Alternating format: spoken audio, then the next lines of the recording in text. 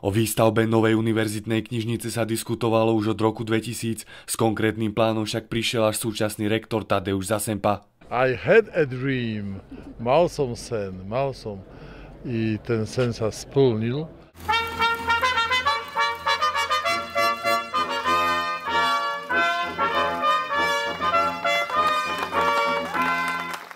Myslím si, že verejnosť to príjme, že to neostane chladné, že sa to zaplní ľuďmi. Tie predchádzajúce priestory už nám nepostačovali kapacitne a nevyhovovali pre študijné a vedecké účely. 22 kilometrov, tak takýto dlhý rad by vznikol, keby všetky knihy z novej univerzitnej knižnice boli zoradené za sebou. Novostavba umožňuje uschovať až 790 000 zväzkov. To nie sú len múry i priestory.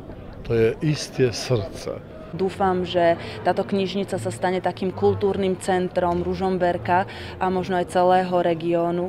Nezamykajme knižnicu pre nikoho. Okrem samotných kníh sa v knižnici nachádza aj mediálne centrum, študovne, konferenčné miestnosti či kaviareň a knihkupectvo. Samotná stavba je svojská, patrí do tejto doby, na nič sa nehrá.